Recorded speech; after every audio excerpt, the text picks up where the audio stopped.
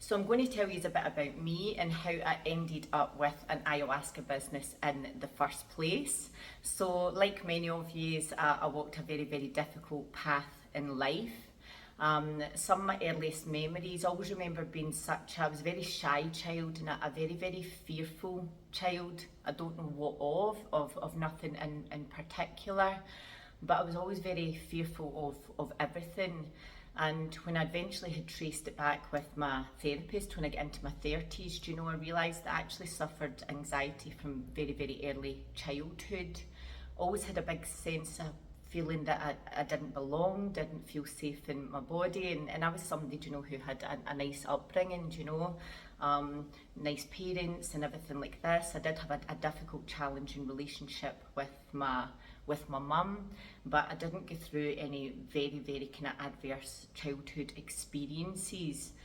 But I was always extremely highly sensitive and extremely empathic. I could feel all the energies about me. I never knew whose feelings it was I was feeling, and I was just blown about like the wind. And then by the time I got to my teenage years, I fell into drink, fell into drugs.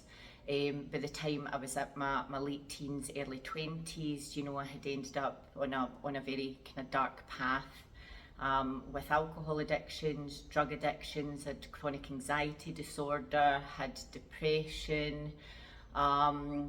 Throughout this all, I was always able to, I actually studied to become a psychology lecturer. And I had a breakdown about 2008, I think it was. That kind of time in my life is very, very hazy, but a full-blown nervous breakdown. It took me further into the path, you know, drink and drugs and everything like this, which is the only thing that I knew, essentially. And it took me up until I got to my early 30s, so I must have been about 33, about 10 years ago. And I just had, you know, this massive realization that only I could fix this. You know, this was my work, and I had to change, because up until then I had a massive victim mentality. You know, I blamed my mum, I would blame my boss, I would blame my uni lecturer, my boyfriend, my friends, everybody else bar me for my problems. So it really was a massive, massive big defining moment for me. And from that moment on, I went cold turkey off the drink and drugs, which was obviously really, really difficult.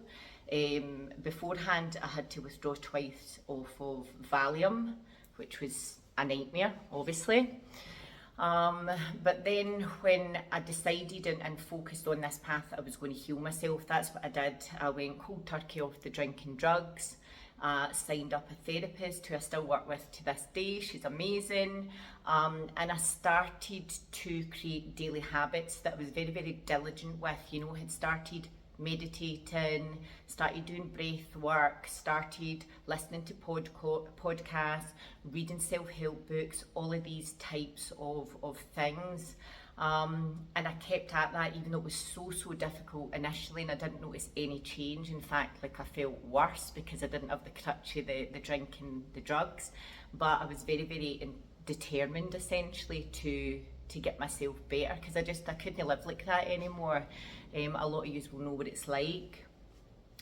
And then after I'd been on that path for like maybe not even a long time, just a couple of months, all this incredible and wild stuff started happening to me, and I didn't know what was happening to me, because I was a committed atheist. I didn't believe in God, I didn't believe in the spirit realm, nothing like that.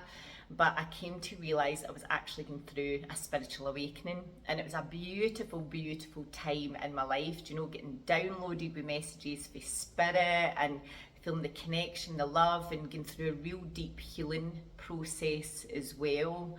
But it's challenging, you know, and it is a process.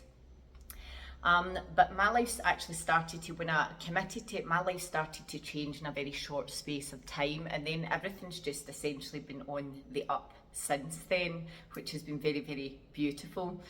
And then what happened once I was on that path for a while, you know, I was already receiving messages from Spirit and this, that, and the next thing. And I had a call in 4 times in 1 week about ayahuasca that seemingly came from nowhere. So what had happened first was I watched a documentary on Netflix about it. Cool, nothing unusual about that. The next day I was reading the newspaper, The Sun, and there was a double page spread on ayahuasca, and I'm thinking, this is a bit mad here now, you know, because all the synchronicities and stuff were starting to kind of really come through in my life at that point. I was having the same week I was having a conversation with a guy on the bus, and he mentioned ayahuasca, and then a shaman from Colombia friended me on Facebook as well, and I ended up working with him actually when I got over here to Colombia. So for those 4 things to happen in 1 week, I was just like, boom, mind was absolutely blown. I knew it was a calling. Calls up my dad, brilliant man, and I was like, Dad, I've had a big calling basically to go and work with the medicine. And he's like, Claire, I'll buy your ticket for you. I stayed behind in Glasgow for a year to save up enough money to be able to go. And then I ended up going to Peru, to a place called Pucallpa, which is in the jungle region there. And I lived with a Shipibo shamanic family for 2 months. The Shipibo is basically an ayahuasca tribe. So I was drinking the medicine with them, learning the ways there. After that, I ended up travelling up throughout Peru, drinking with various shamans there, crossed the border over to Colombia, was working with shamans over there as well, and taitas over there. Taitas are master shamans, by the way.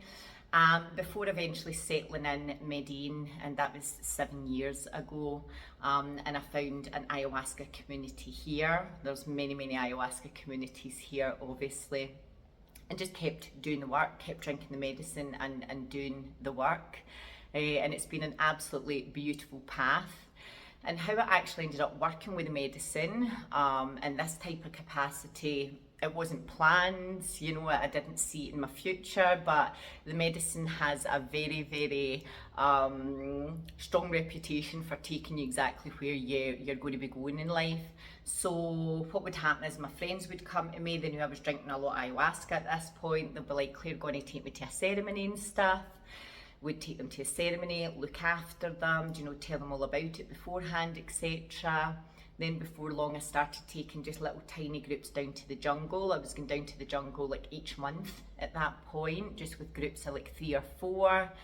And it just kind of grew for there, essentially. And once I've been doing that for a while as well, I received another big calling for Spirit. And it was come through very strong. It kept saying, you need to take the medicine to Europe, you need to take the medicine to Europe. And I wasn't listening, I wasn't acting on it at first because there was a lot of fear there within that, you know, what could go wrong, etc. But as callings go, they keep coming and they'll keep getting stronger until you action them. So bit the bullet in 2019 and did our first retreat over there in Spain, and just everything has just grown and grown over the years, and that's a testimony to the medicine, you know, and the work that we're doing here at Yahuasca. So we can't wait to have you with us.